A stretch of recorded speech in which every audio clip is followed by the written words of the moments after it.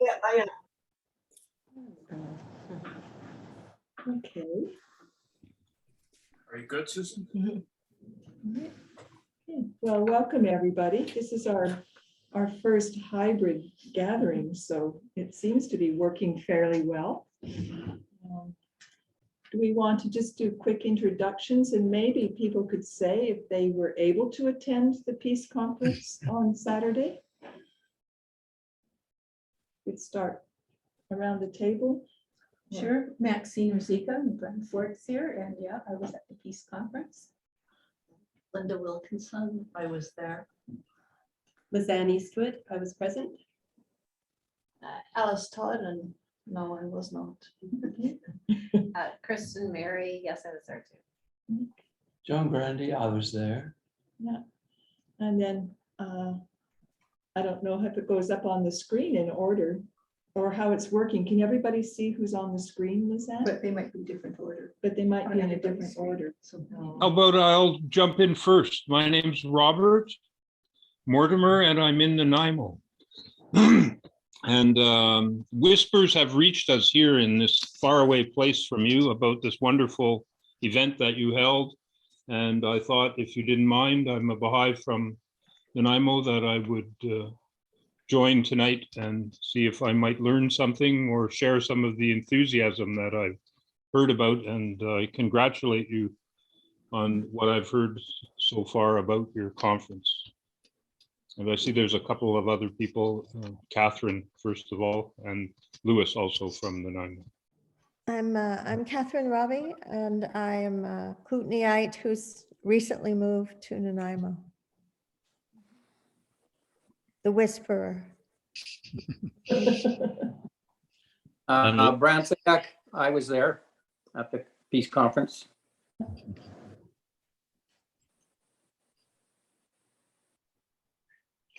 I'm Louis Beck. I was not at the conference. I wish I had been, but I too am from Nanaimo. Glad to be with you at this gathering. Just I'm jump in. Susan Harrison. Can you hear me? Yeah. Susan Harrison, I was meant to be at the meeting, but came down with a really terrible cold, so unfortunately I missed it. Randy Narnison from Nelson, and I wasn't there, but we have a conference coming up on Saturday, so hoping to learn lots from listening to what people have to say this evening. Liz Archer from Kelowna, and I was there. Vicky Huva. I live in Proctor outside of Nelson, and I wasn't there, but again, we're having our conference this weekend, so we're excited. It's finally happening.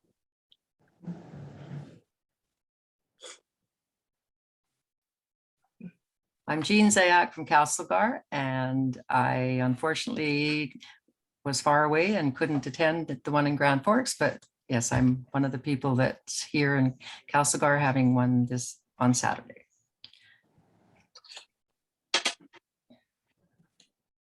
Donna, you're muted. Donna Hollenbeck, I'm from Trail, and we're waiting for ours on Saturday, and I heard how wonderful this one was, and I wanted to learn from it and hear people's reflections.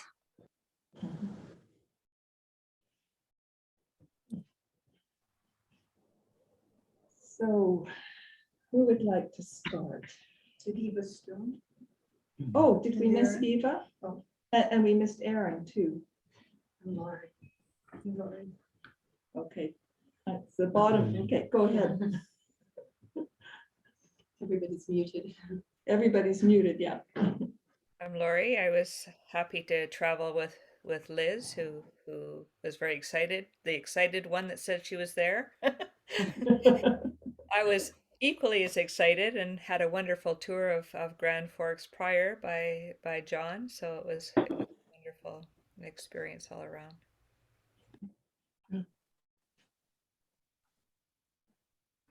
I'm Eva Strom. I wasn't there.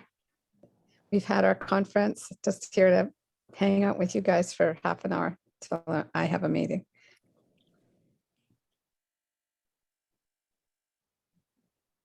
And Erin may or may not. She may be not on- be at busy on the yeah. desk. Yeah. Yeah. Yeah, Erin works here at the library. Mhm. Yeah. And does all our wonderful Peace Cafe posters for us. There she is. There she is. Hi, Erin. So we have two people here. I didn't miss anybody up there this time, did I? No. Two people here who are going to share some reflections. As well as myself. Did you want to start? No, I'm one of the two. Um, Well, I enjoyed going to the conference and it was interesting for me because I'm a high school teacher. I teach a social justice class, which is one of the reasons, obviously, I'm interested in this, as well as my own personal reasons. But some of my students actually wanted to come, but of course, students are very busy. And something always seems to come up, unfortunately, through work and extracurriculars and parents forcing them out of town and so on. But I was able to share some of what, happened at the conference with both the Global Citizenship Club at Grand Forks Secondary School, as well as my social justice class. And and then we brainstormed some ideas within our club for the peace time capsule, which I don't know if this is the exact time to talk about that or not. But one other thing I thought was actually an interesting takeaway for me and for my students is in the social justice class, a lot of times the whole idea is you talk about injustices from the past and way to fight injustice. And a lot of times that involves protest. And so it was interesting for me to hear, especially the group that went before us, when they were talking about how trying to obtain social justice without protest. And so it was interesting because I actually had not even really, that it hadn't occurred to me fully, like to the extent of hearing it, someone actually saying it, a whole group of people, because the group I was in, they were more towards the protesting type of approach. And so I did share that with my students and saying, there's other ways, like we always think it has to be protests first, but we know protests can lead to a lot of disharmony in society and isn't maybe always the best way. And so that was one interesting takeaway that I was able to share with my class, and actually have a kind of an interesting discussion about that. But then with the time capsule, that's a smaller group with our club. So there was about, I don't know, maybe 10 of us at that point. And so they had lots of great ideas, I thought, for ideas with local. Now they they wanted to divide it into like local things, national, and then international. And I shared that with Maxine, and I don't know if I should say some of the things, or is that too Sure. detailed? I just screenshot some of them on my phone, but does everyone know what the time capsule is, or should that Maybe be explained?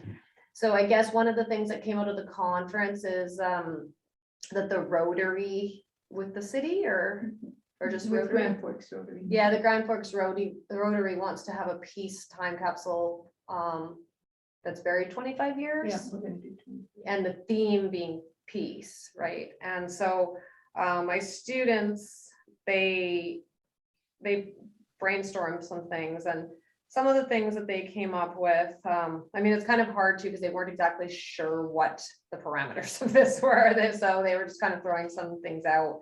But some of the things that they had come up with were pictures of pride parades. And actually we just painted our entire staircase going upstairs from the auditorium is now like a rainbow staircase. So that would probably be another, that just happened actually. So that might be one thing. They just said a picture of the USCC Hall in general, just being there.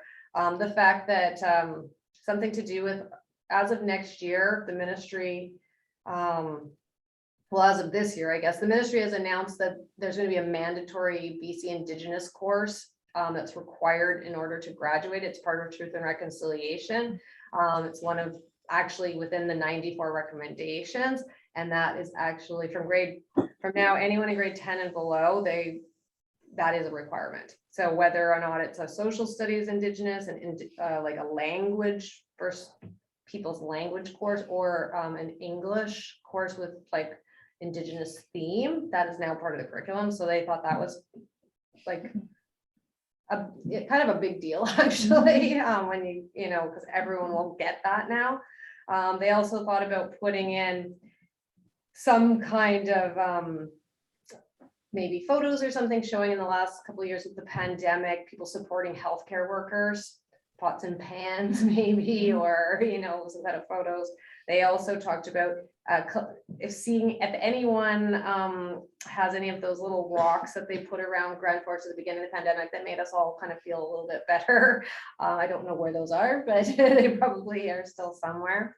And then in terms of the national, they thought things could go in the time capsule, like orange shirt day t-shirts, like the feather, just like our talking feather. They talked about even having little cards about hotline for student support during the pandemic and things to help mental health. Something to do with the fact that conversion therapy for LGBT was banned in January, and they think that it's really important, as well as having like a non-binary driver's license or passport. So showing more inclusion of people in general. What was the other one? And then international, well, FIFA World Cup came up. I guess they like in Olympics and Paralympics and things, having the UN flag, especially, you know, we're talking about the current crisis in Ukraine.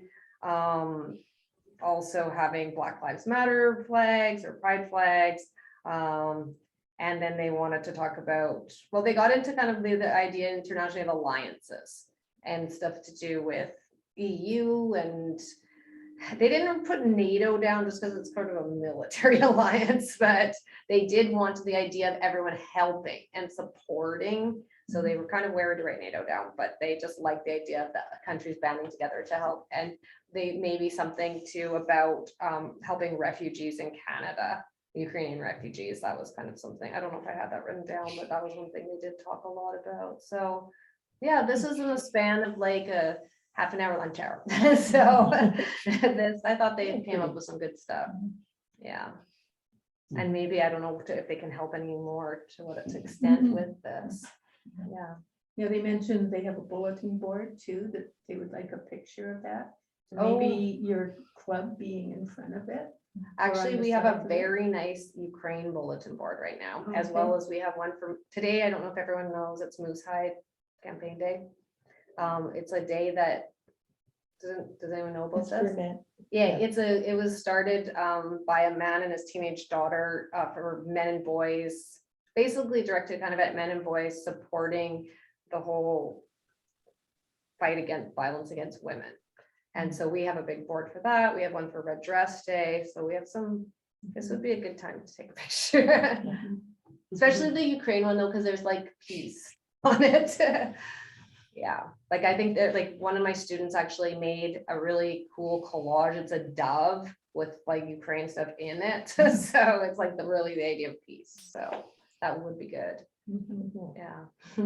And I guess the one last thing I want to say about the conference is the whole time I was there, I was wishing the students were able to come because I think that would have been nice just to have more of a variety of ages. You know, because of course I was feeling like one of the younger ones. And so it's like, it'd be nice to hear from all the demographic, right?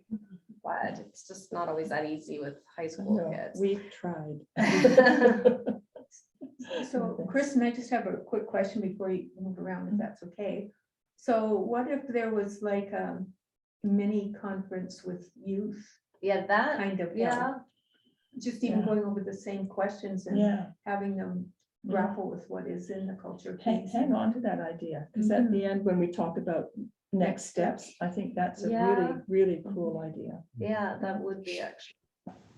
And even involving BCSS. Yes, because I think meeting, we did this before a few years back where we had an Indigenous themed forum where we met, one time we met at Gypsas and then we bussed the kids and went to BCSS and they got lunch and they got to do, they, broke out in groups like we Yeah. did. And actually it was like, at the end of it, they were like, oh, we should do a camping trip together and we should do this. And they were like, really like, unfortunately it doesn't always pan out that stuff, but the enthusiasm was there and the connecting, it was cool, actually. Yeah, that's a good idea. Yeah, very good idea. Yeah. Lizanne, did you have some thoughts about the conference you wanted to share? Well, I had some thoughts. I didn't prepare anything, so I'll just sort of speak from what I saw there. One thing that I took away, I was in John's group, and I think Kathy Korlick did something that I don't know that all the other groups did, but she wanted us to take time to say who we were, where we were from, and how did we end up being there in Grand Forks. And I found that really enlightening, just to get a deeper understanding of people that you may see in the community for 20 years. And wow, I didn't know that about you. And it just allows for connections to be made that aren't always apparent. So I thought that was really great. And I would suggest if there was another forum type thing, that's a really great way to do that. And then even do some of those, those ice-breaking things where people report out about something that they've learned that's just a very interesting fact about somebody else. So anyway, I thought she did well by introducing that. It was interesting that the groups, I haven't seen the compilation of all the comments, but from listening, it appeared to me that everybody was on the same track. We were all saying the same things, some saying them more eloquently than others, but mostly the points were common to all the groups. And from a library perspective, for me, it was super interesting to see how many books, like just in the course of an afternoon that I spent going through our catalog and collecting, and I didn't even get them all, but well over 120 books that our small library has that supports, just the theme of peace. So I thought that was great.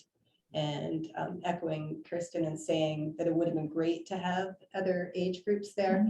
And my heart lives with the under fives. Those are my people. And I'm planning a story time in 2 weeks. It's all about kindness and peace. And we have a beautiful story time box that I was just going through the books in it. And I almost wanted to bring one to read just to the group tonight, just these picture books, because for me, I don't know, bibliotherapy, like it can just be portrayed so well through art and words in a way that people can really, really relate to. And so it would have been fun to have, can you imagine just having a little preschool group there, just talking about what peace means?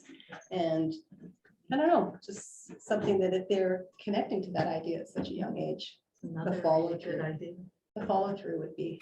That was part of the art project. We're hoping would have involved them. Yeah, that would be lovely to see.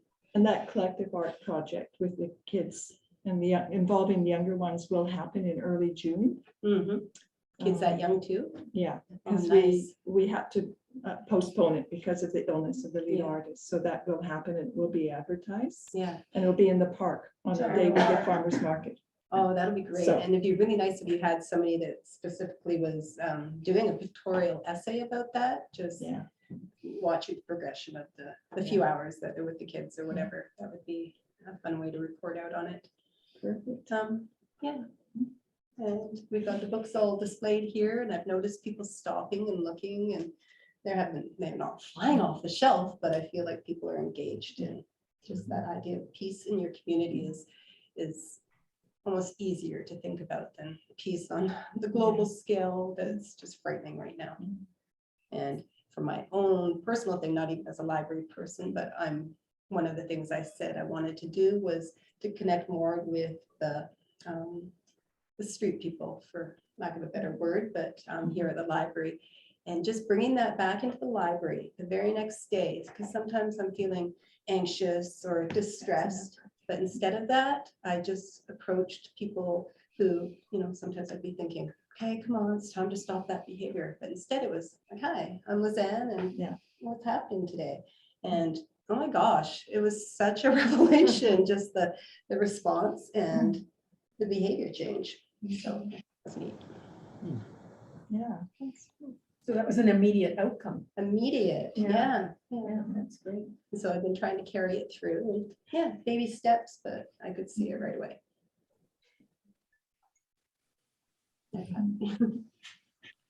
So what were some of the high points from your conference? Things that stood out in your mind? So I actually wasn't going to at least start off reading this, but just because we were talking about the high school students and how we would like to engage younger people. I'd like to read this, and I've shared it with a few people already. So one of the things the Baha'i community offers is a junior youth program. And we've talked about, some of us have talked about that before.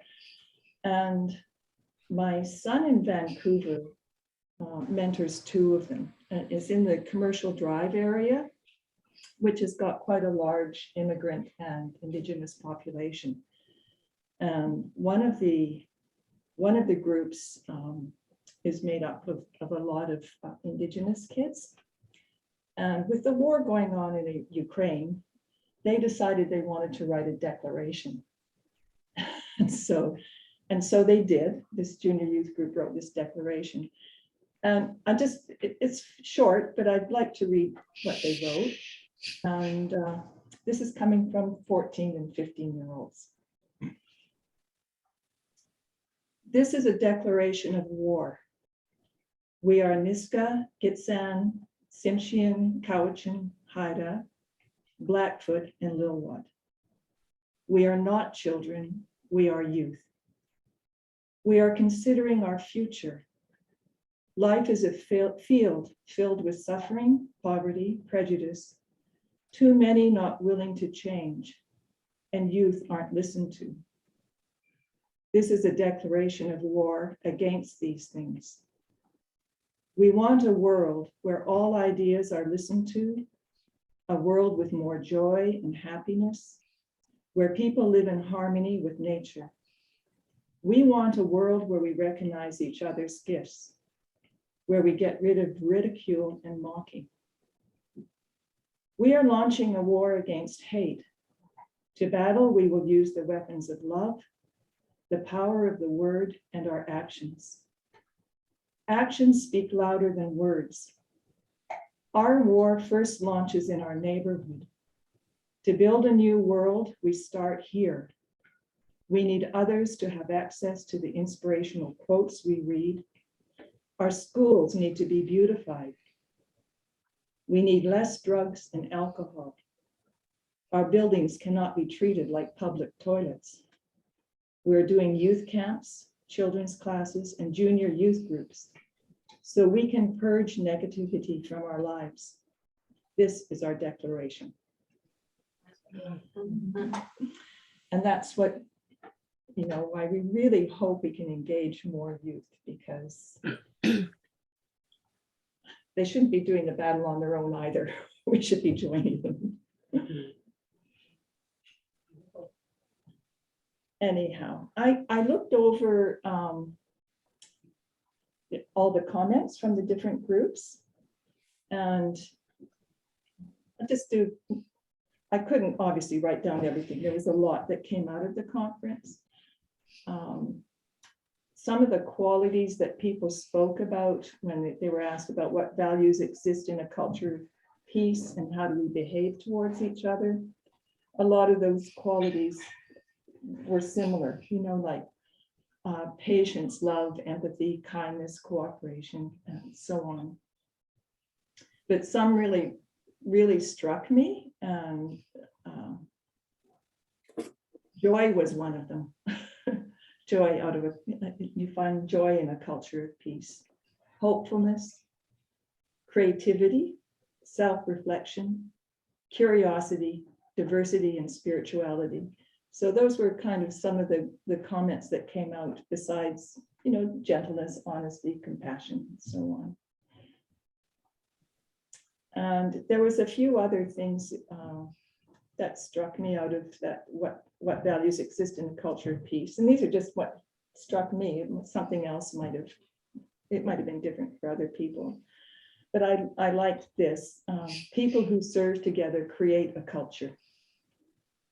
And I thought, wow, we can, that's, if we thought about just, let's just create our own culture, and it's going to be a culture of peace.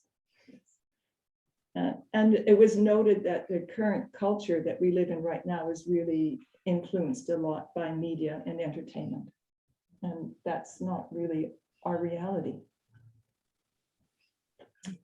And I thought this comment was interesting too. Prepare for hardship and sorrow. Where did that come from? And yet, you know, when we're not in this culture of peace, and we're not feeling at peace with ourselves or others, it's usually because of, you know, a mental or physical challenges that we're having. And I suspect that comment might have come out of the fact that we're in challenging times, and that probably is going to be challenging for a long time. And so how do we prepare ourselves for that? And I thought our children, our grandchildren.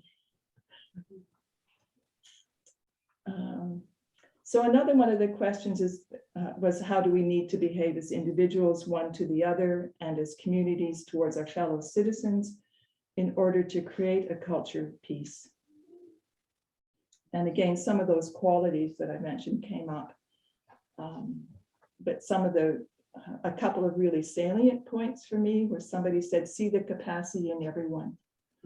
And I think that's, you know, when you meet homeless people, for example, or any one of us, what is the capacity that we're going to look for in there? You know, what's the one good quality that we could focus on? And how would that change how we treat each other? This must be from your group, move away from a culture of contest. And I think that's where that whole idea of protest might have come from, because protest, as opposed to a march for something positive, could be turned into that kind of, yeah. I actually think that was your comment, wasn't it, John? Yeah, one of them. Yeah. Yeah. It's, yeah, it could become part of that adversarial way that we tend to, our social structures tend to work anyhow. And another comment, do what you can, great or small, focus on positive solutions. So just seeing that each one of us can contribute something. We don't have to go out and change the whole world all on our own, all at once, that every small act counts for something.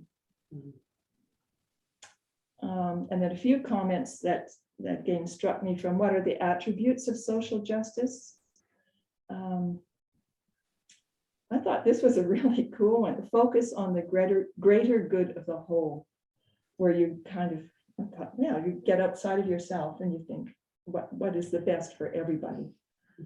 And that usually means we all have to give up something. We don't get everything that we want.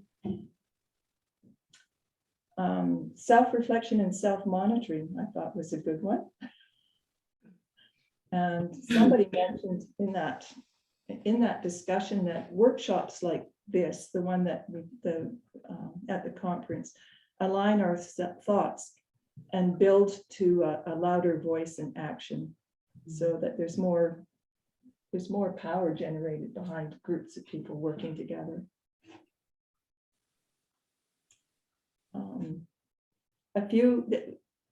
We did have a space for people to write down some personal commitments, and most of them were people, of course, working on themselves and what they felt that they could do to improve themselves. But there was that one again that struck me, that foster a culture of peace in classrooms. Did that come from you? Probably. And to persevere, because I like that, because again, it was addressing, we were missing that multi-generational thing in the conference. Well, I think it probably was for me, because I think I shared that in the last year in particular, things in the school have been a big divide. Like even the kids in my club were talking about so many people just feel frustrated that they said, I can't even look at a Canadian flag now, and that's this whole thing, and then it's just, but then within the class, kids who, it's made kids really, I'm saying kids who may not want to be fostering a culture of peace to be very vocal and create a lot of antagonism in the classroom that's hard to navigate at times. So I have definitely noticed that. And even within the social justice class itself, because some people are taking the class because they believe in social justice. Other people are taking it because they had to graduate and made, you know what I'm saying? So it's not like everyone's on the same wavelength in there. And then the kids who really care can often get quite frustrated at just some the unwillingness to open your mind. Let's just say that. So that's a bit discouraging when you see people, and back to your comment that you just made about think of the positive on everybody, right? Because why are they so angry? There's got to be a reason. Right. But it's hard when you see young people so angry when you're just in school. But where's it coming from too, right? Yeah. I thought this other one came from you, maybe, Lizanne. It was creativity. It was about making puppets to engage children. It actually wasn't. Who was it? Who was the woman sitting beside you? She was somebody's sister traveling from, was she from Nanaimo? Well, that would have been Catherine. Catherine. Was that you, Catherine? Yeah. Oh, yeah, that's right. Well, Catherine, yeah, creativity. Yeah. That was cool. And again, the ones that comments that jumped out right away involved youth and children in school. Yeah. So when I went through it, I sort of thought, well, what questions could we really talk about that came out of the conference? And I mean, the first question, of course, is what's the next step? Like, what do we do next? And I came across this quote: in any given community, the culture it promotes, the attitudes it fosters, and the patterns of thought and behavior it cultivates are largely defined by its members' collective sense of purpose. So I really think, well, the next step, we have to have some sense of collective purpose. And when that purpose is to contribute to the betterment of society, the community becomes a setting in which powers are multiplied in unified action, where individual will and collective volition are blended, and where the spirit of enterprise is reinforced by the realization of the need for concerted action, and a commitment to the common good. So next steps, and how do we create that common sense of purpose? Another question was, how do we build capacity for service, and particularly amongst the youth? I think in Grand Forks, we have quite a large senior population, retired people, and a lot of people are engaged in volunteer work. But I also think a lot of older people are getting tired. And so how do we engage youth in acts of service? And then the other question I came up with was, how do we foster friendships between diverse members of our community? Because often we have these, groups, and how do we foster those kind of friendships? Anyhow, so those were three questions that came to my mind. I was just thinking about outcomes, and I know that the Doukhobor community is getting ready for their long weekend, their May festival, a lot of things going on. But one of the women that really encouraged us to get the community center there, and that wonderful upstairs room with all the windows and all that light on a gray day. She said they've been talking about ideas that they have that they'd like to share with us, share with other community members. after their festival. So they're thinking what they can do. Yeah. Another really nice thing that happened to me was a woman from the Doukhobor Choir came up to me and told me who she used to be, and we talked about how we were connected. And anyway, it turns out she lives about 3 houses from me. So I invited her over for tea, and she came at 10 and left at 1. We had so many things to talk about. So we have agreed to meet every week, and she's inviting other friends of hers where we can talk about, what about women in the community? How can we be part of a peace, really use our capacity for peace building too. So that was kind of neat. But I did want to say that I really noticed the afternoon, the drum circle was wonderful. It really was very, inspiring. And then the community choir, the Grand Forks Choral Society, what I noticed was so wonderful. The director's daughter and grandchild were there. So there were 3 generations in that choir. A grandmother, a granddaughter, and a child, and a baby in her arms. It was so neat. And then one of the facilitators in one of the groups, her mother was volunteering in the kitchen. So it was so nice to see these generations there. And yes, it would have been so nice to have more young people, but the art project should be good. So we're looking forward to that. And I guess then from a Rotary perspective as well, and Alice is here to make connections and bring, Rotary and youth things forward as well. But I know that Rotary today kicked off their convention in Colville, like for this district that Grand Forks is a part of. And I attended virtually their peace pre-conference session this morning for 4 hours. And there's, just a huge opportunity for many different kinds of peace building projects, and many of them that involve youth. And so I know that Alice, as our youth committee person with Rotary, also has many other youth-focused programs that I think it would be really nice for high school students to be aware of, even if it's not immediate that they can access some things like, youth exchanges, because I think now they've lost the deadline for this year. But, if there's enough planning ahead of time, like fall is when we really want youth to step up and say, I'd like to go and exchange. The West Kootenays have, 20 kids going on, or some big number of kids going on youth exchange. District normally seems about 15. Well, then And- it's and 20 it's- then that from Colville, that they reported today that are going out. So they'll be district wide, not Yeah. specific region in the district. Or maybe not just West Kootenay, but quite a few from the Castlegar Club. So I know I interviewed a bunch of kids out of Castlegar and over Cranbrook, so. yeah. Anyway, the thing is, we used to always send 1, if not 2 kids a few years before COVID.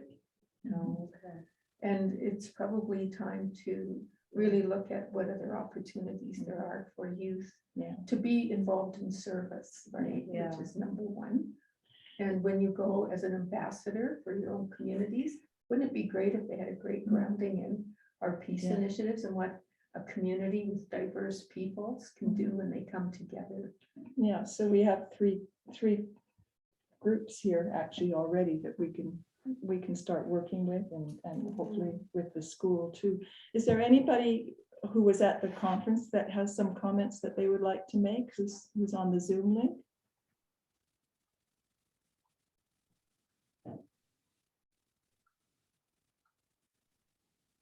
No? Is there anything you wanted to say about what you're planning for Castle? Oh, Catherine, were you going to say something? Yes, I was just thinking about those capsules that are being planned, and something that I noticed was that there was no reference to, as yet, to climate change. And I wonder if the kids, you know, We actually did are say interested something in about it. thinking about it. Yeah, you did, yeah. They actually, I wasn't reading every single thing, but they actually did say something about that, because in our club, they've actually had climate well, I don't want to say protest, march, I guess, but actually one of our students is planning an environmental day next Friday, and she's already put posters up around the school, and she wants to have it at Gyro Park after the farmer's market's over. And so that would be something that could go in there as well. And it has to do with climate, because we have a lot of students who are actually, environment's really big with students. So yeah, that was my fault for not reading it all. There were quite a few comments too, as far as social justice and peaceful communities about respect for the environment. Because I obviously couldn't mention everything. Did you have something else you wanted to add, Catherine? Yes, I mean, if they are having something in Gyro Park, I mean, I'm too far away now, but it would be interesting to support them, you know, as we would like youth to support us. You know, if they're doing something positive and trying to bring attention to climate change, wouldn't it be nice if seniors could come and add something positive to their endeavor? You know, encourage them. She would love that. Can she put a poster from the library? Like where, I don't know, how would she get people of all ages to come? Like is that, Facebook. yeah, well, she said her Instagram, but I don't know how many other people would. Yeah, See it. most elderly people do Facebook. Yeah, I could tell her that. Yeah, tell her to do Facebook. Is there a public? What's up, Grand what's Forks? up? Oh, okay. Yeah. What's we'll up, Grand tell her that. Forks? Yeah. Okay, yeah. Because I think that's a really good point, Catherine, because the more that we interact with each other and talk to each other, and I mean, you've formed friendships, intergenerational friendships too. That's how we're going to get. You know, I think all of those things are really important to try, but I have found that just phoning a few friends, you know, whoever I know and whoever's available, can sometimes be very powerful because it's personal and there's a little discussion and you can just agree to meet in Gyro Park. Anyway, that's just another way. I mean, we could do it. I think somebody should phone the young person's grandmother, ask them if they support this action, and ask them to invite all their friends. They can stand a line between the police and the young people for a change. Good idea. Grandmas and grandpas will come out for their grandkids for sure. Yeah. Yeah. Yeah. Yeah.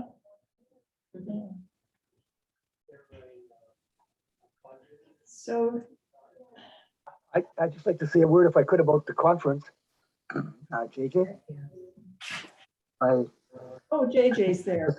I think it was a wonderful event. I'm still hearing positive feedback from it.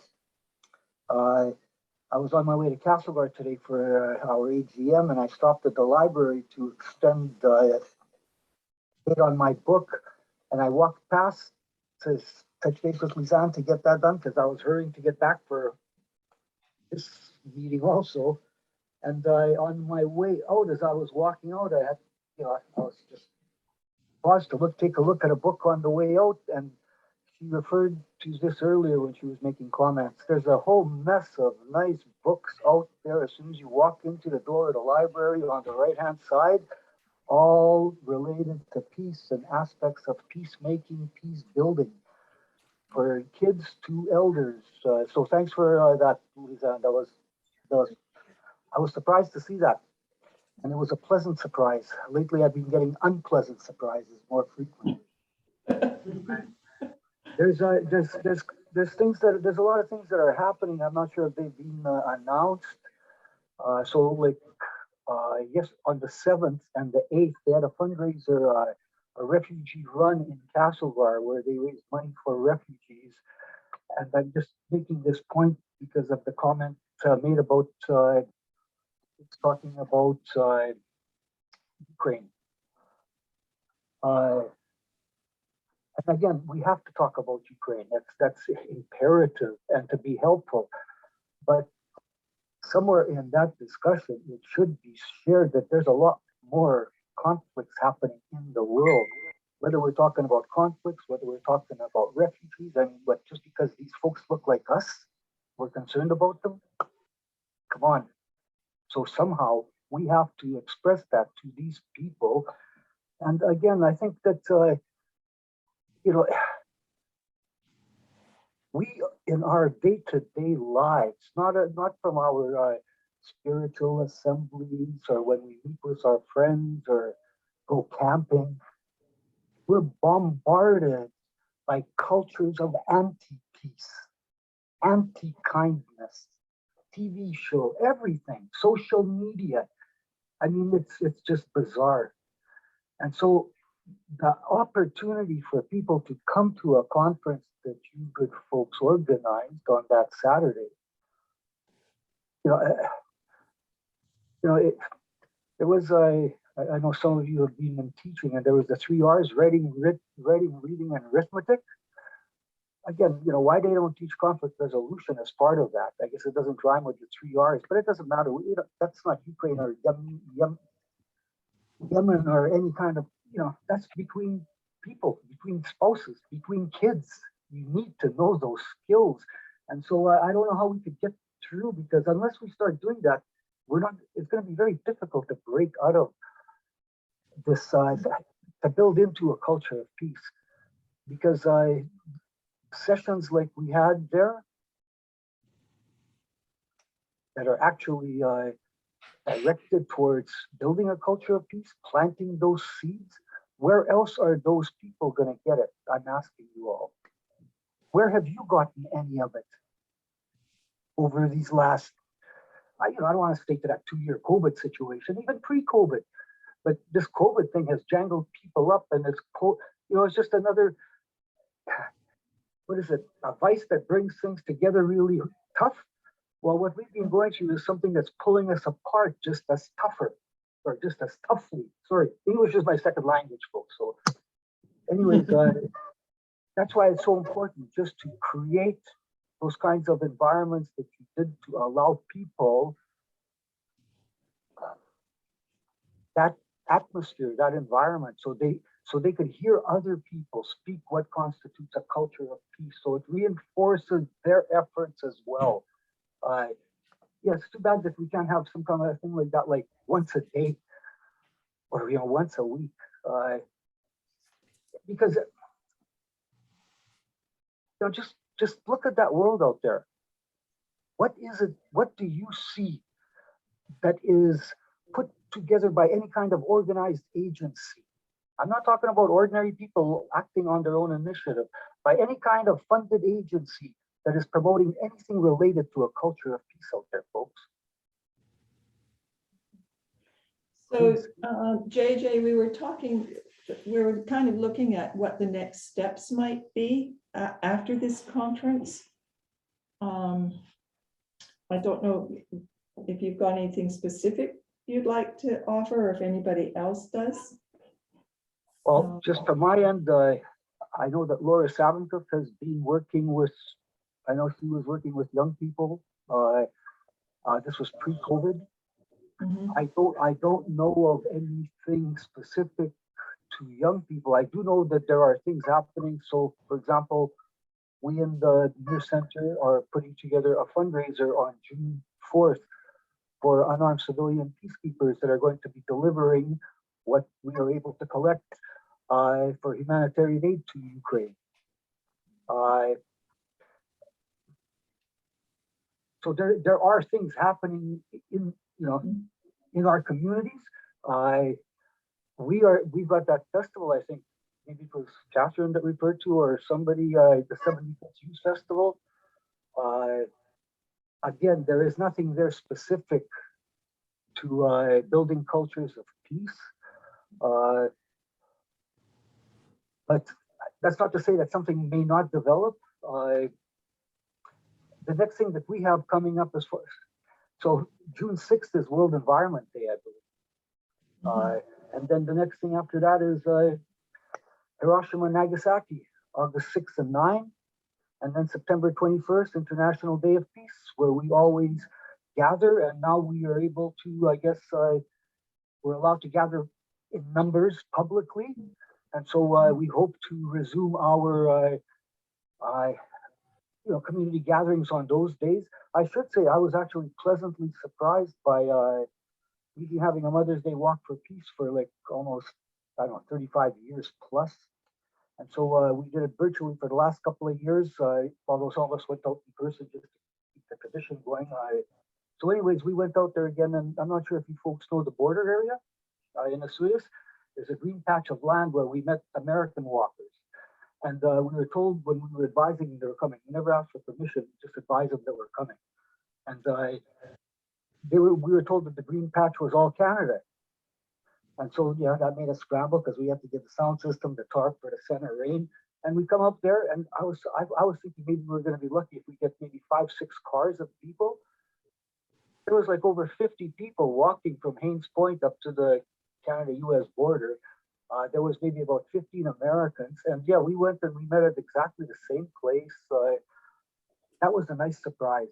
It was nice to see people out there. And again, you could just almost feel their thirst for this kind of gathering. So next steps, there's certain days that we've been doing things on for decades. We will continue. It would be nice to do something new. It would be nice to do something with all of the people that were at the conference. It would be nice to, actively engage the Indigenous community so we could go from reconciliation to reconciliation. I really like the idea of a youth conference, peace conference. How easy do you think that would be to organize? Like you mean for next year, or? Yeah, I guess kids are getting close to the end of their school Well, year. there's and 6 exams. weeks more of school, so Yeah. it's not a ton of time. Yeah. Um, What about September? No, the International Day of Peace, that would be, what day is that on? that's, I think, September 21, September 21st. The International Day of Peace used to be That's on the day. the third Tuesday of every September. Oh, sorry. The International Day of Peace? September 21st. That's Orange Shirt Day too. I'm just gonna double check that. I'm pretty sure it's. It might, that No, would be, it's the 21st is the International Day of Peace, folks. That's a fact. It used to be on the third Tuesday of September because that's when the UN would resume its work after the summer break. That's when all the kings and queens and prime ministers and presidents would come and make their speeches and create gridlock. But just about that conference, what would be really good is to help the young people organize a conference for young people, not to have people like me, almost 70, organizing a conference for people that are 17. Yeah, they have to own it. They have to. the youth would have to own it, but they certainly can. But help. they can have support. They can have all the The support. only thing I would say, just in terms of logistics, is the way our club tends to work is that the most sort of active students, like taking the leadership roles, they tend to be in grade 12. And they kind of work their way up. And then by the time they get to grade 12, they're the ones who could pull something like that off. And we have actually a very good, strong group right now, but they're graduating. So then what ends up happening is by September, those other, like the ones underneath aren't necessarily there yet. Like that early in September, like they might be later, if you know, I don't know. Yeah. That's the only issue I would have with that particular date. Yeah. And it's very quick, because I can't ask these grads to plan it. Like if those grads were in if my current grads were in grade 11, yes, I think it would fly. I don't have a strong group of grade 11s right now, because they are the ones, those 12s are leading everything. And then it's going to be up to the 11s to step up to the plate, but to step up that quickly, I don't know. So Kristen, is there something that can have a conversation before Yeah. fall with those grade 12s and the rest of the club? Yeah. On I steps will. for I could planning? on Monday. Yeah, we have a meeting every Monday.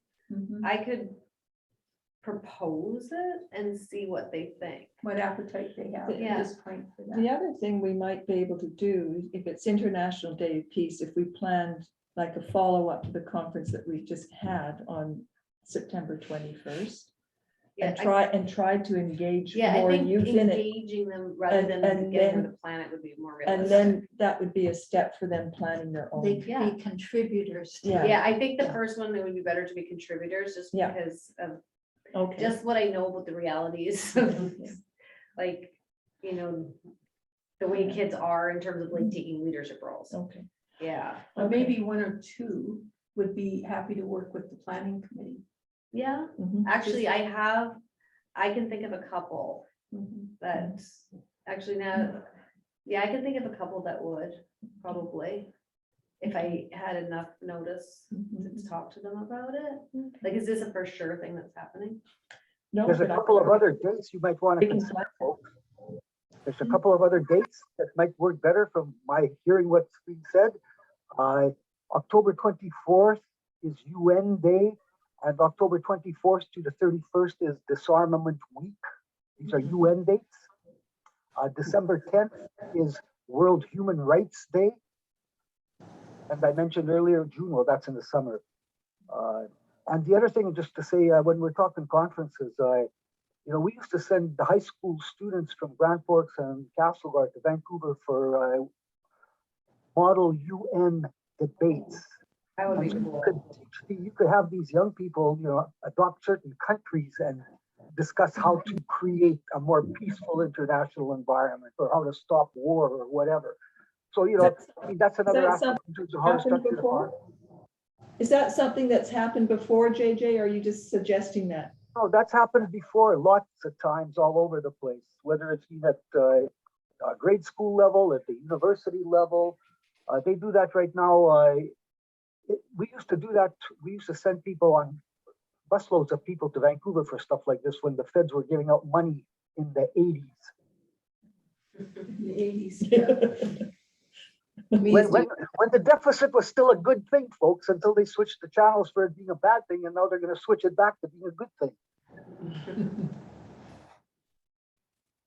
Yeah. I mean, that would be something interesting for them to do at their own, to report on at their own conference too, if they could do something like that. I don't know how. I that's have arranged. had students interested individually in going to Model UN. It's sometimes harder to get into than you think, so just in terms of the preparation and everything like that, and to have, because I've had like individual students, but it's just because our population is so low. We don't always have the interest to have enough kids, and sometimes it's better if you can send a group rather than the one. But I know on what JJ said about December 10th already, one thing we always do every single December 10th on Human Rights Day is they work with Amnesty International to do the Right Rights. And I think one time we came to the library actually to do it. But we do it at the school. It's quite big. Like they write hundreds of letters. So that's, yeah, that date maybe wouldn't work, but the other ones possibly too. And of course, there's Truth and Reconciliation Day on September 30th. Yeah, and we do stuff in the school for that as well, Yeah. so. I still think rather than get them to initially plan the first one, it's better to get them involved. Yeah, so if we. Just so they know what to, Exactly, to expect. you need to know what to expect Yeah. and build confidence that they can do it. But they can partner then with. Yeah, I have actually, now that I'm thinking about my people, I have one girl in grade 11 who really wanted to come to the peace conference. And at the last minute, she couldn't get a ride into town. And she's like a real go-getter type person. So, and she actually, on her own initiative, there's something that I can't remember the name of it exactly. Something across Canada where she applied. And the prize was that a bunch of kids were going to get to go to the Human Rights Museum in Winnipeg. But there were thousands of people that applied and she didn't make it in and she was kind of disappointed, but she tried at least, and she went through the whole application process and it was online and did all this stuff. And I thought that was cool that she did that on her own, Yeah, self-motivated. self-motivated. It would have been cool to go to that museum. So maybe we could have another meeting, on another night, to talk about doing a conference in September. Yeah, maybe, and I could maybe and- try to bring her. and I bring don't, her. yeah, I don't know where she lives, because she said it was hard to get a ride, but I mean, if we know ahead of time. We can make we could- arrangements. Yeah, make arrangements. The other thing is that there's a peace and justice program at Selkirk College.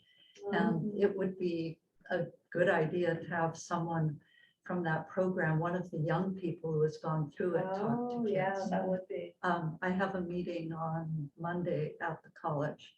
Maybe I could bring it up. Yeah, with that's the a chair. great idea. Yeah, And that way, just getting youth talking to youth would be really good. And the Peace and Justice program is And even it's just very to- good, and yeah. it links to other programs in Canada. Plus, I think the kids would have no idea there is even such a thing. Yeah. So just hearing about it alone would be cool. And maybe Liz Yeah. could bring some youth from Kelowna.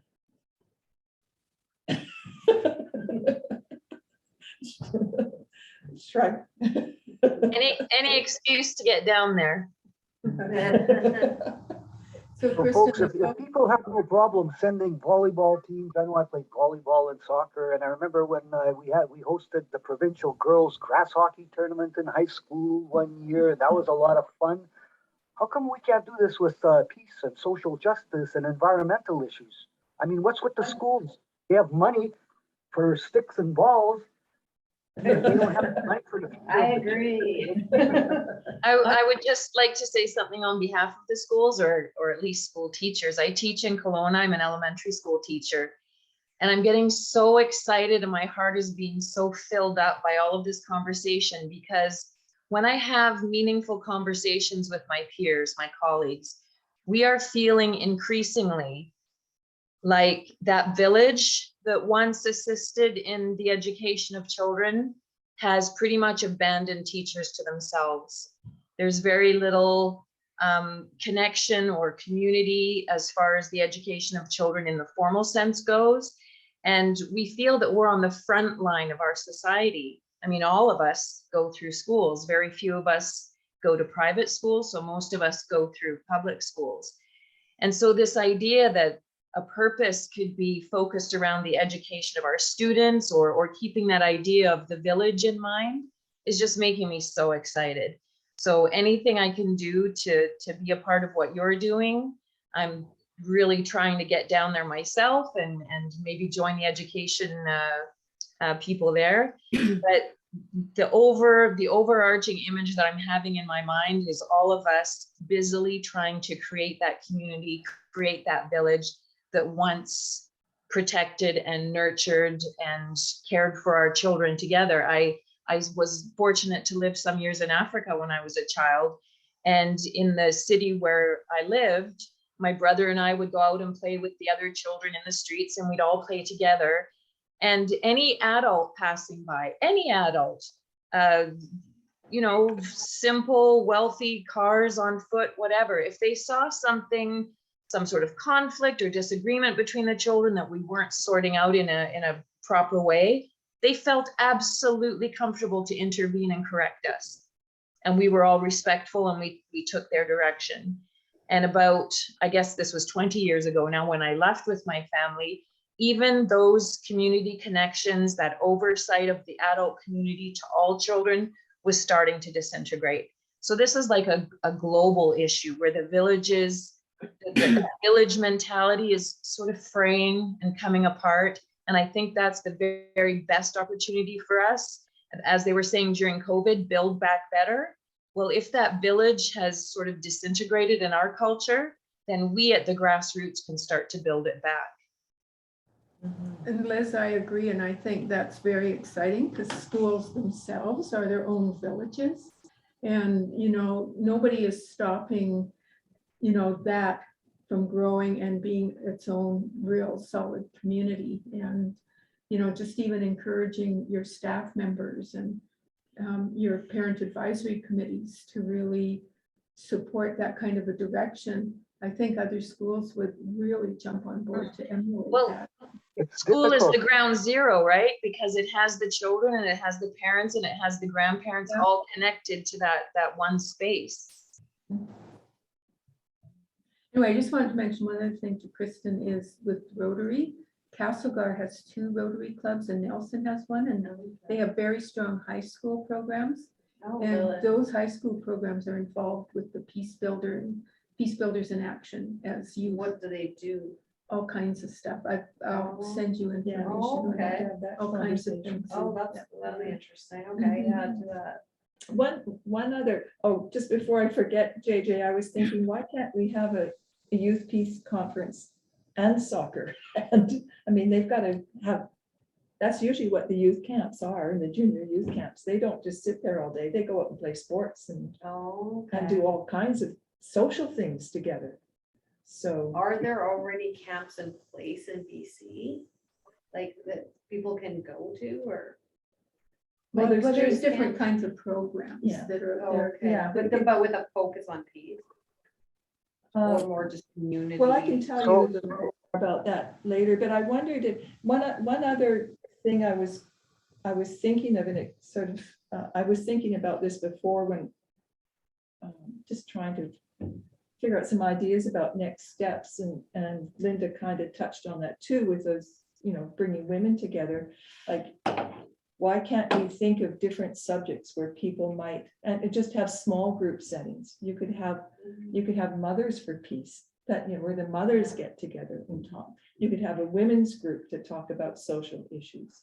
You could have grandfathers. Yes, you could have. Yeah, Grannies for Peace. You don't want to leave the men Remember out. Grannies for Peace? Yeah, we don't want to leave the men out. But the other thing I was thinking, that you could even have a workshop on consultation, on how to, to consult together in a constructive way. Well, and the other piece is really playing up the art and peace, which is going to be the gyro part. Yeah. Next step. Yeah. But the music and peace, like there's a huge musical community of young and older people that could even kind of gather with that theme. If we could carry on the art the art of peace for a long time. Yeah. Like Yeah, we that's- could do that for a long time. Yeah. But youth for peace, women for peace, mothers Yeah, for peace. that's These right. are things those are all kinds of peace cafes. You can have here. Which That knitters would for be- peace. And peace children next for time. peace. Mm-hmm. Wouldn't that be cool? Yeah. And oh, sorry, JJ, I've cut you off. I was just saying, there's a few teachers here, right? Okay, so again, I'm not sure if you folks know this, but it's illegal for teachers to invite people to talk to the students about peace. Okay, we heard this from a couple of teachers from BCTF when they came to a peace conference. They have to have special permission because they're afraid of the kids being radicalized. We were told that the only place in North America where teachers are allowed to invite speakers on peace without consulting with their administration, you're not going to believe this, folks. You know where that is? Texas. Texas? Texas, yes. If you bring in a person from whoever is on this screen here to the high school without checking with your bosses, you could be in trouble, folks. I would have to say that maybe just because I have a lot of seniority at this point, but I didn't really ask for permission when I had the Zoom speaker from the Peace Cafe, with the woman from the missing and Indigenous. yeah, what was Michelle or what's Yeah. her name? But do you know who I'm talking Yeah, about? yeah. But so don't worry, there's some of us who. usually you inform the administrator. Yeah, it would be more Yeah, but informed. that's the legislation, folks. If we're talking about building cultures of peace when it's prohibited, that's my point. There's all kinds of things. Let's not forget the legislative part. Well, we can do a groundswell and see if we can get some of that changed, if that's in fact what's happening, JJ, for sure. Next, I should mention that Catherine, the next Peace Cafe in June is going to be Paul Hanley, and he will be addressing the environment and peace. So And he's very good. And he's And talked to students the high can come to school. that. Yeah. That's in person or is it? we'll Zoom him Oh, in. he'll be in Zoom. But we yeah. could be in person here or they could be Yeah. on Zoom too. Yeah, that's true. He's an award-winning environmental journalist. Oh, And he wow. actually spoke to the high school a few years ago when he was visiting here. Oh, really? Well, I know at least that one girl who's holding this thing will probably want to come if I get more information to Mhm. share. Yeah, maybe if you send me any link and I can Yeah. share it. Yeah. Because we only have actually a couple more meetings this year. Yeah. So, Near the end of the year. yeah, we usually wrap up at the end of May. Yeah. So. What's the date of the June meeting, the Peace Cafe in June? I think it's the 9th. It is June 9th is the second Thursday. Yeah.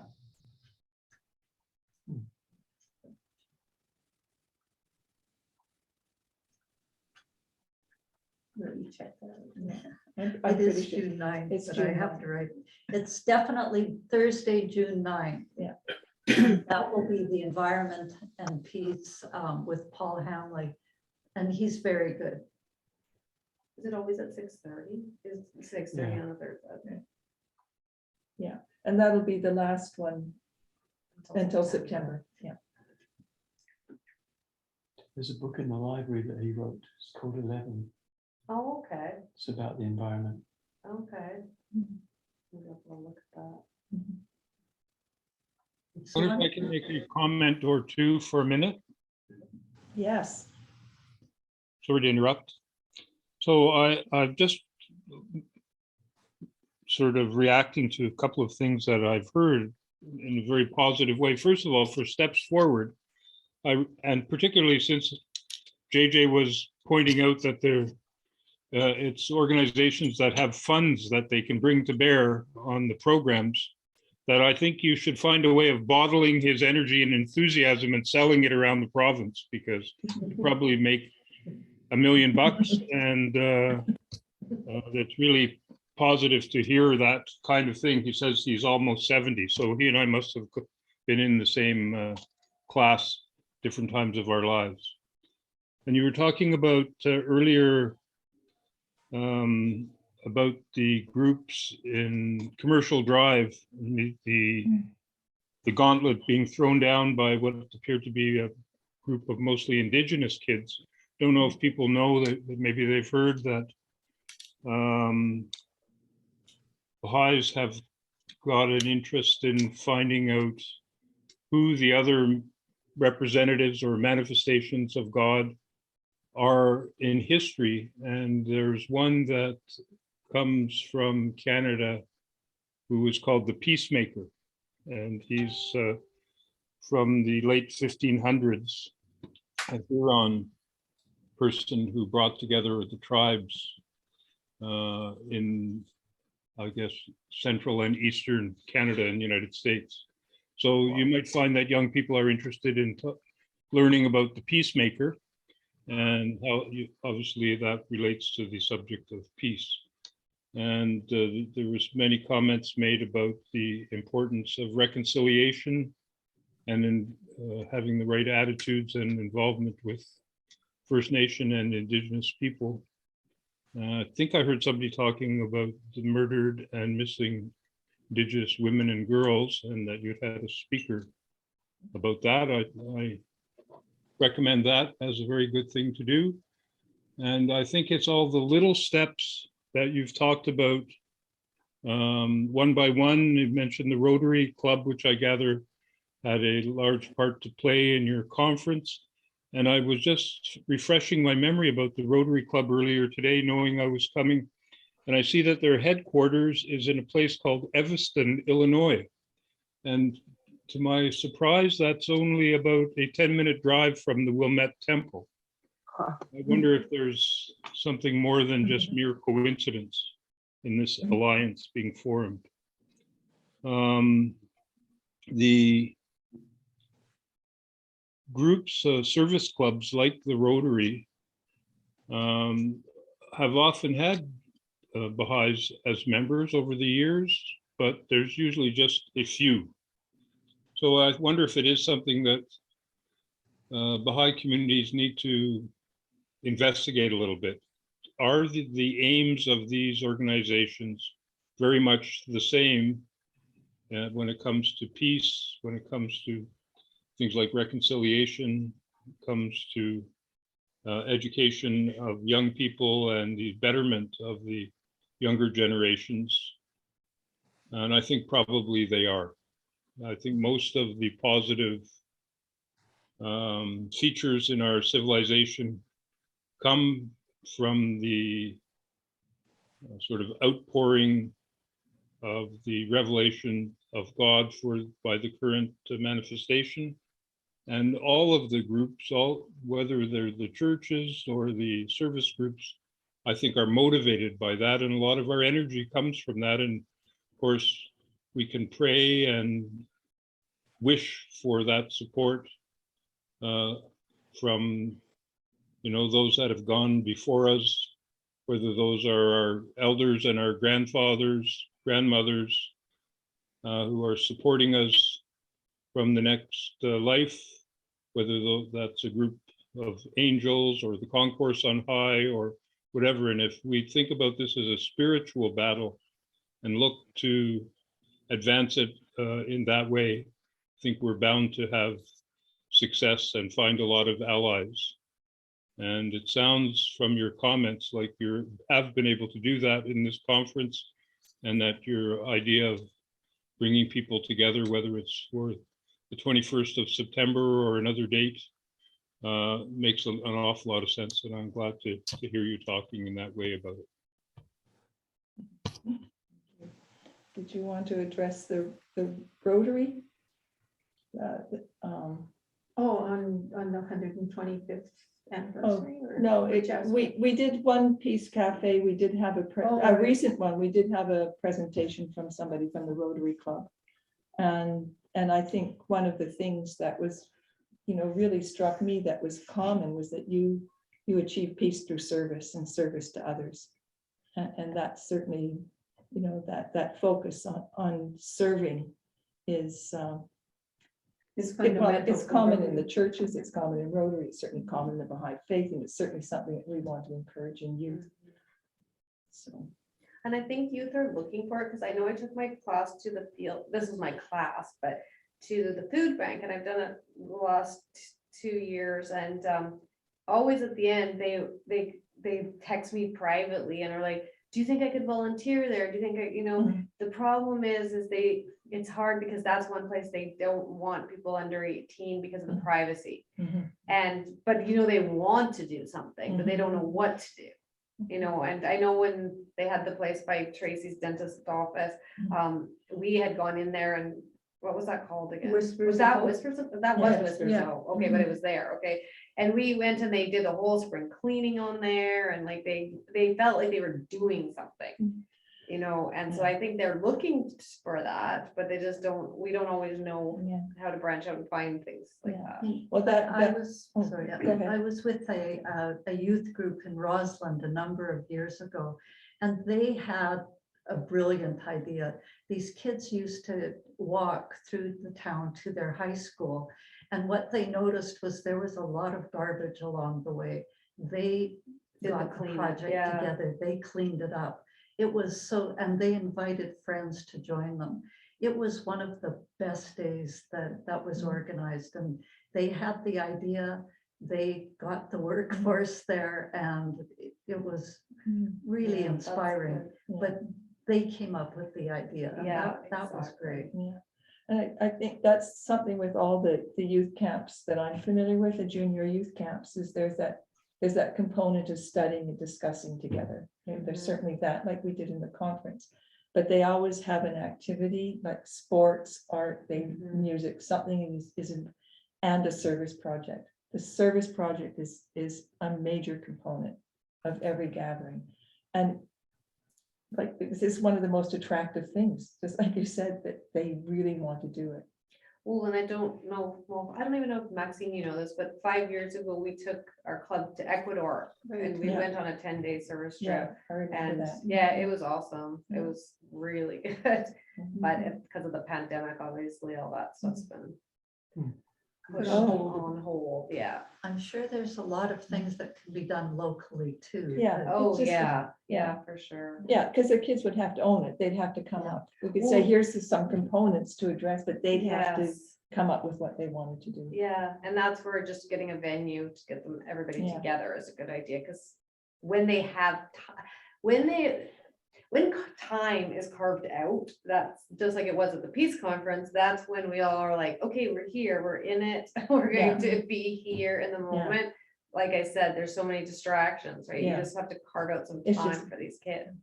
Could Our we, mayor is a member of the Mayors for Peace, folks. Why don't we approach him and ask him to cut some kids, these young people out some money for a service project on the International Day of Peace? Here.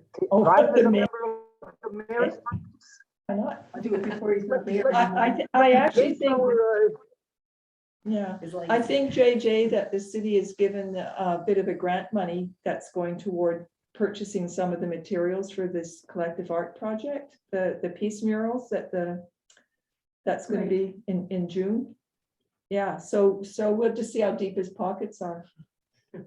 Anyhow. and publicize this, folks. Publicize it so others know about it. So it's not a secret. Oh, Like we will shout do it it. from the rooftop so we can get more things like this happening. And that's We'll get you a bullhorn. And we'll get you something from the top of your car. You can drive through town. We actually did that one time, Shelby. I know, that's why I thought you'd be the perfect person. And the thing is Rotary and district, in our district, they have grants available for students that are engaged in activities to apply. for. I know. Well, this is yeah. Mhm. Okay, so we've got resources to do this. Could we use this meeting room for meetings? We've got our wonderful library, and I'm just noticing our wonderful library, it's getting close to closing time. Wow, this is great. I mean, it's wonderful you're here. You've got this, you know, Yeah. social justice class and there are things that Club can or happen. all of it, yeah. Yeah, it's important though, because I think kids are looking for it. Like, I don't even just, the social justice class is new. It only started in 2020. And at the end of every class I've taught so far, kids say, this class should be because it's only an elective, right? Yeah. But they say it should be mandatory. Everyone should have this. Because I give them a course feedback sheet, and that's Mhm. kind of, they're like, I can't believe you could not know this stuff, like that, you know what I mean? And so I think, yeah, that's a big step forward with the provincial government mandated that in 2008. It hasn't been around forever, right? And so, but then we just got it. It took us that long, 12 years to get it, so. But But you have it now. yeah, we have it now, Mhm. yeah, and we have 2 blocks already for next year, so it's a popular course too. That's great. So there are lots of connections to be made. Certainly, you don't know about the Peace and Justice program itself. Yeah, no, I know, I didn't even hear about that Yeah, before. so we have to have we do have to have another local meeting with looking at our local resources. Yeah. So that's the fault of that program. A too. local meeting to even do a scan of our local resources Yeah. would be really worthwhile. Yeah. Well, thank you, everybody, for joining us. And if anybody hears of a house for sale, we want Liz to move here. Yeah, Liz is ready to move here. We need you Well, here. we need teachers. I Or an think we're- opening, yes, recommend that woman. Yes, Yep, yeah. she needs a job in a house, and she's here. Well, I'm sure if you apply at this point, we can barely get a sub in, so I think teachers are probably gonna be in demand too. Yeah. So, It's the house piece. Yeah. oh, yeah, yeah, I can see. Yeah. Well, thank you, everybody, and thanks to Lizanne again and the library for hosting us. And I'll see some of you guys on Saturday. And yes, folks, I come out to the festival, on, when the heck is it now? On the Saturday in May, on the long weekend, at the USCC Community Center in the afternoon. And also, if any of you are able to make it to Castlegar for the fundraiser that we're doing with the Mir Center on June 4th in the evening, that's a Saturday evening. for raising funds for humanitarian assistance to Ukraine. With the word. Hey, JJ, well, make sure you don't keep it a secret, that festival, make sure No, that you it's on the rooftops. we know about it. You know that song by Neil Young, huh? In the fields of opportunity, it's plowing time again. That's a good note to end on. Yes, perfect note to end on. Good night, everybody. Good night, everyone. Thank you. All right, thanks for joining us, Catherine. Bye-bye.